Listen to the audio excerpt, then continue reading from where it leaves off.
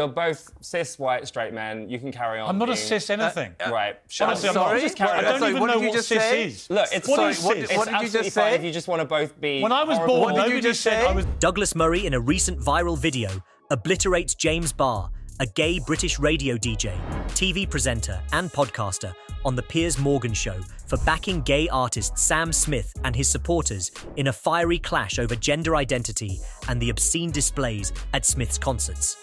Known for his staunch conservative views on social and cultural issues, Murray refuses to tolerate the modern gender ideologies forcefully imposed on everyone under the guise of movements and campaigns, despite being openly gay himself for 25 years. The reason behind his stance is mind-blowing. If you're wondering why a gay man would reject gender ideology and related issues, you're in the right place. Let's take a look at why Murray thinks the way he does. You said we're both cis, white, straight men. First of all, I am white. Secondly, I am a man. Thirdly, I've been out and gay my entire adult life, which is about 25 years now. I don't know how old you are.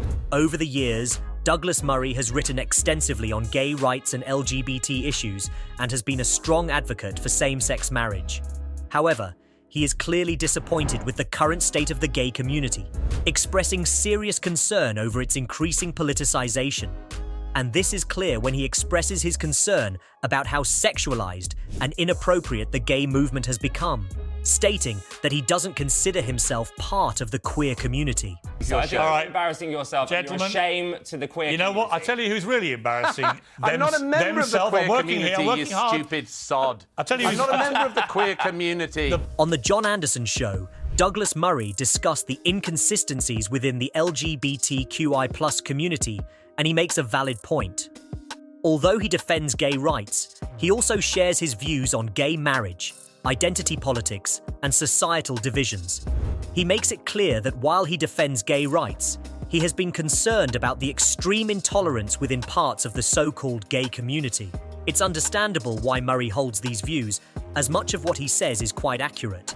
I defend it as a right, but I also am worried by, and have been worried for a long time, by the extraordinary intolerance of elements of the so-called gay community, which I say so-called because there is no such thing.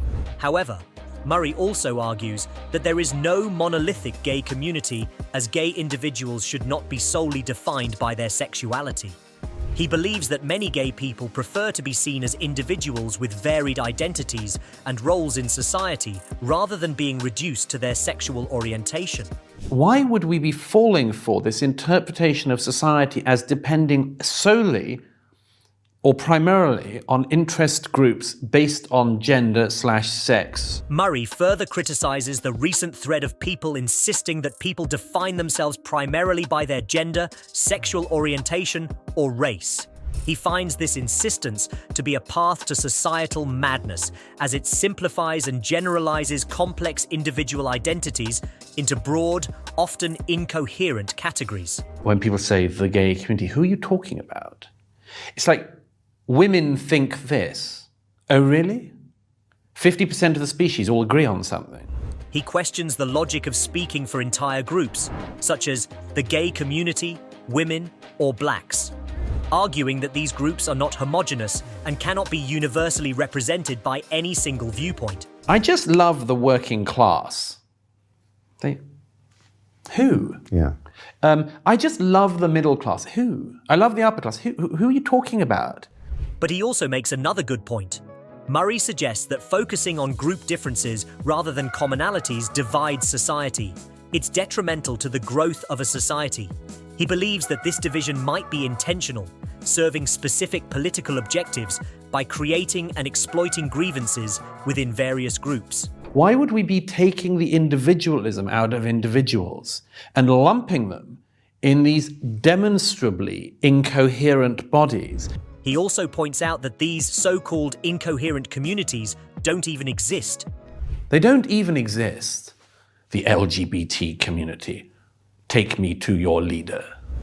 Murray connects the modern identity politics movement to Marxist ideas, where society is viewed through the lens of minority interest groups rather than class structures. It's a Marxist idea, but it's just transferred to the modern era. where instead of talking about society in class structures, you talk about it in minority interest group structures.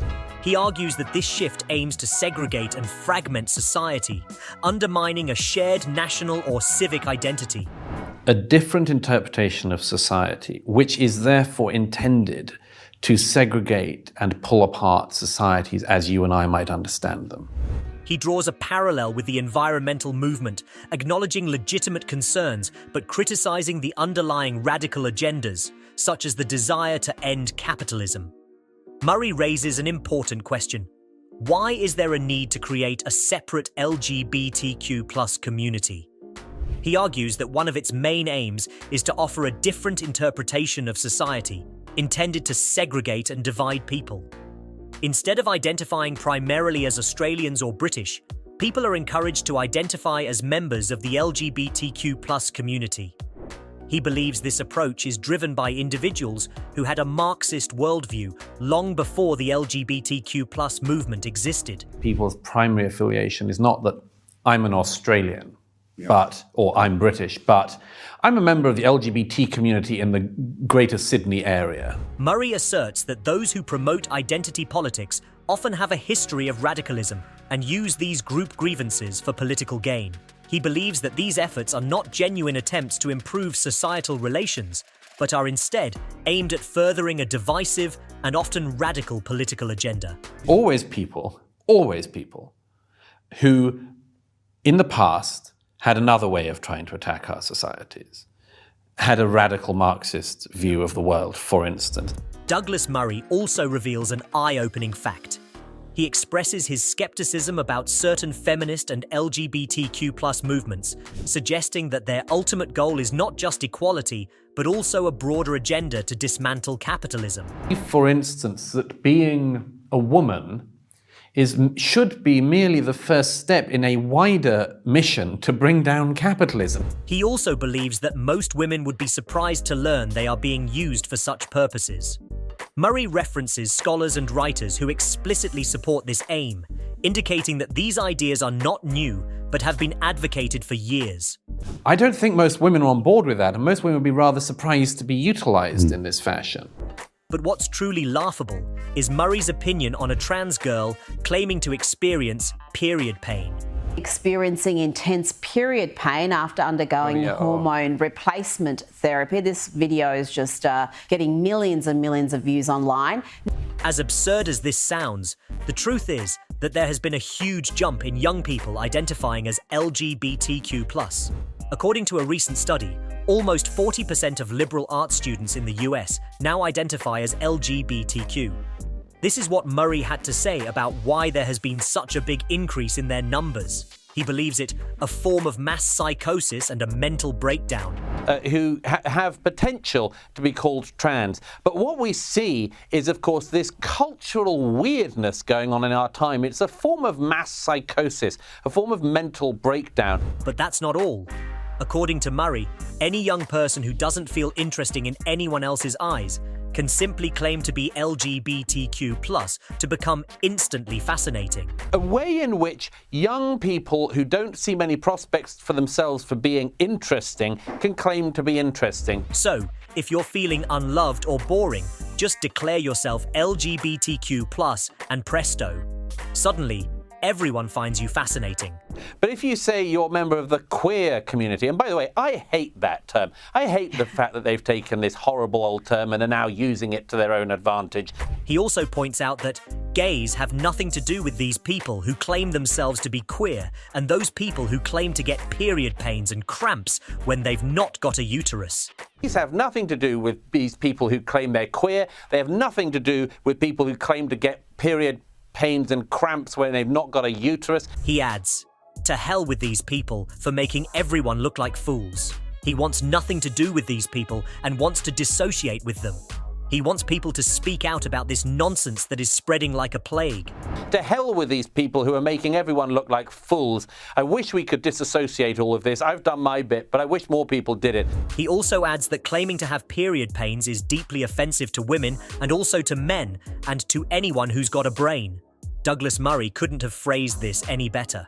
and say this is absolute nonsense. You don't get period pains if you don't have a uterus, and it's deeply offensive to women and also to men, and frankly, to anyone who's got a brain. In another interview titled, "What is the Point of Pride?" on Spectator TV, Murray referred to the LGBTQ community as a clown car, where none of the letters fit together. He pointed out that lesbians and gays have had different opinions and mindsets for a long time, and don't have much in common, and that everyone is suspicious of bisexuals. The first two letters don't fit together very well. The lesbians and the gays don't have very much in common. Everyone's suspicious of bisexuals.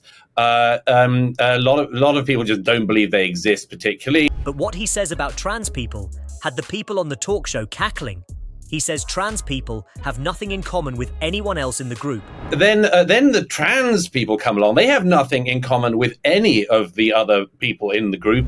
He goes on to roast the trans community a little more, and it's absolutely hilarious. Gender unicorn nonsense, where you can suddenly be whatever sex you want to be, depending on how you feel that morning when you get out of bed, which has nothing to do with being gay or being lesbian. He then mocks how the LGBTQ community keeps adding to the plus sign until even the asexuals jump in, calling the whole community a big, messy soup.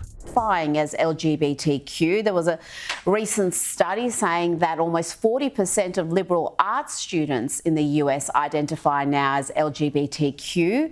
The LGBTQI+ community is portrayed as a coherent group based solely on shared sexual orientation or gender identity, suggesting a homogeneity that doesn't exist.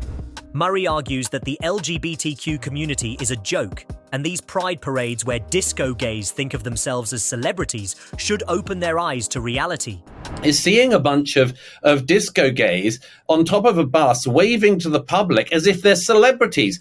Sorry, love, you're not a celebrity, you're just gay. This community is so toxic that even its own members are afraid to speak out about the toxic culture within the group, and they thrive on victimhood. And so the 2IAGQ plus LG bus people are basically a group of people who want victimhood. Well, screw that. Murray is exposing this toxic culture and expressing his disappointment in the community as a whole, and believes that things are only going to get worse from here.